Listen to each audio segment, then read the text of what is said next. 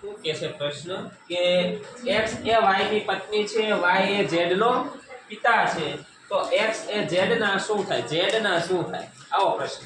તો જોઈએ x એ y ની શું છે?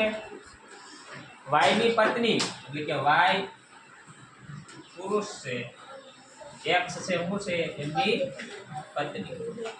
આ x છે y ની શું છે? પત્ની છે. પત્ની y ની પત્ની, y એ z નો પિતા છે. y છે કોનો પિતા છે? z નો પિતા છે. કોણ? y. x એ y ની પત્ની છે, z નો પિતા છે, તો x એ z ના શું થાય? આ x છે એ z ના શું થાય? માતા. શું થાય? માતા. માતા. મેચ નિહાળતી વખતે એક ખેલાડી તરફ આંગળી સીધીને યોગેશ કહે છે.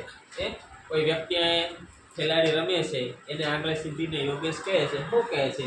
કે તે મારી સાસુની, એની સાસુ એટલે એની પત્ની હોય યોગેશની, યોગેશની પત્ની, એની મમ્મી, બરોબર, એટલે એની માતા, એટલે યોગેશ ને શું થાય? આ સાસુ થાય ભાઈ. સાસુ ની એકમાત્ર દીકરી, યોગેશના સાસુની એકમાત્ર દીકરી એટલે પત્ની થઈ ગઈ. પછી એની પત્ની નો દીકરો છે. હવે એની પત્ની નો શું છે? દીકરો. એકમાત્ર દીકરીનો દીકરો,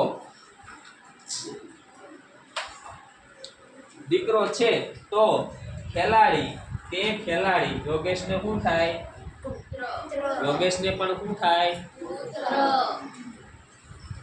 યોગેશને પણ શું થાય? પુત્ર.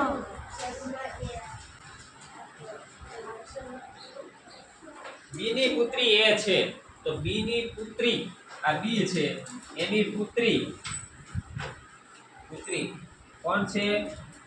એ.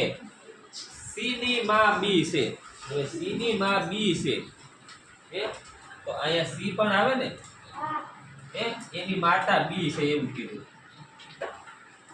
સી ની માં બી છે, સી નો ભાઈ ડી છે, સી નો ભાઈ, આનો ભાઈ કોણ છે? ડી છે.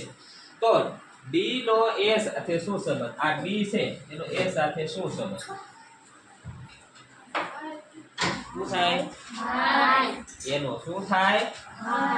ભાઈ થાય. એ બી ની ભાભી છે. હવે આ એ છે એ કોની ભાભી છે? બી ની.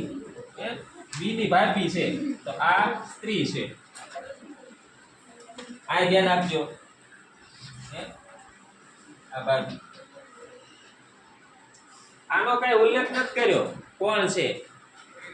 પછી શું કે છે?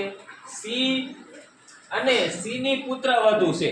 સી ની કોણ પુત્ર વધુ છે? આ એ ની વાત કરીશો. આની ભાભી છે અને સી ની પુત્ર વધુ છે, તો સી ઉપર આવશે. એનોય કઈ ઉલ્લેખ નથી કર્યો, એટલે અહીંયા ડાયરેક્ટ આમ કરી દો, આ પુત્ર વધુ. હવે શું કે છે કે ડી એ ઈ નો પિતા છે. ડી કોનો પિતા છે? ઈ નો. પણ ઈ હજી આપણને મળ્યો નથી એટલે એમ નામ રાખજો. ઈ એ બી નો ભાઈ છે. જો હવે પાછળનું વાક્ય જોવો છે, ઈ એ બી નો ભાઈ છે. હવે આ બી નો ભાઈ કોણ કીધો? ઈ. તો અહીંયા બાજુમાં બી નો ભાઈ, એકમાત્ર ભાઈ છે, એકમાત્ર ભાઈ. તો હવે એને ભાભી કેતો એને, તો આ બી પતિ પત્ની થઈ ગયા ને, આ પતિ પત્ની થઈ ગયા. આમ એરો મારીએ તો એમની પત્ની છે એ. આ બે ભાઈ છે. બી નો એકમાત્ર ભાઈ કોણ છે? ઈ. હવે ભાભી કે છે એને, તો આ બી પતિ પત્ની થઈ ગયા. હવે શું આગળ છે? આગલું વાક્ય આપણે મૂકી દીધું હતું એ ડી એ ઈ નો પિતા છે. હવે અહીંયા મળી ગયું એમનો ભાઈ ઈ છે, તો એના પિતા કોણ છે?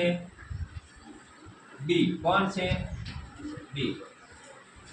હવે આ જો આમની પત્ની હોય, આમની ભાભી હોય, એમના ભાઈની પત્ની હોય, ત્યારે જ ભાભી કે ને હવે એ સી ની પુત્રવધુ હોય તો આ સી કોણ હોય?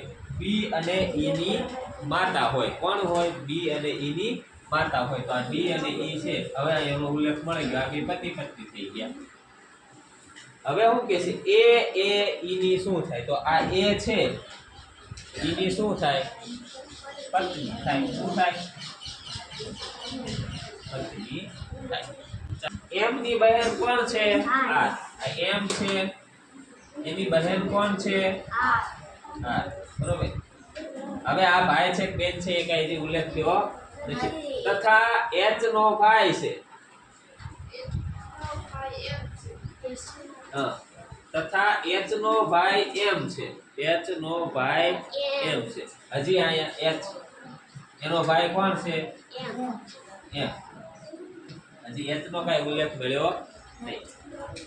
કે ની માં બી છે. હવે એ થોડું બાકી રાખજો. એમ નો ભાઈ કોણ છે? કે. તથા એમ નો ભાઈ કે છે. હજી આનો ભાઈ કોણ છે? આમનો ભાઈ. તો આનો પણ ભાઈ થાય. એટલે આ બાજુ લઈ લો તો ચાલે. ભાઈ કે છે. કોણ છે? એચ નોય ભાઈ થાય, એમ નોય ભાઈ થાય, કે નોય ભાઈ થાય. તો આર નો ડી સાથે શું સંબંધ થાય? ડી વાળું વાક્ય કે ની માં ડી છે. હવે અહીં આવી ગયું કે. હજી આગલું વાક્ય આપણે બાકી રાખ્યું તો એ હવે લ્યો જોઈએ આગળ. આ બાકી રાખ્યું તો આપણે એમ ની બહેન આર છે. જો એમ ની બહેન આર છે. એચ નો ભાઈ એમ છે. આ એચ છે એનો ભાઈ એમ છે. એટલે આ પુરુષ થઈ ગયો. આ બાકી રહી. કે ની માં ડી છે. એ ઘડી મૂકી દો. એમ નો ભાઈ કે છે. હવે એમ છે એનો ભાઈ કે છે. તો આનોય ભાઈ થાય, આનોય ભાઈ થાય, બધાનો ભાઈ થાય. હવે આગલું વાક્ય જોવો જોઈએ. કે ની માં ડી છે. હવે આ કે મળ્યો છે આપણને. એની મમ્મી હોય, માતા હોય. કોણ છે? ડી. તો આર નો ડી સાથે શું સંબંધ? આર નો ડી સાથે શું સંબંધ? હવે અહીં મળ્યો ને, આનો આ સાથે શું સંબંધ? આર આને શું કે? માતા કે. અને ડી આને શું કે? પુત્રી કે. તો આયા એવું કીધું છે આર નો ડી સાથે શું સંબંધ?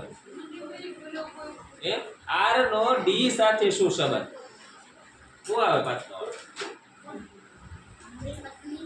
શું આવે? પુત્રી.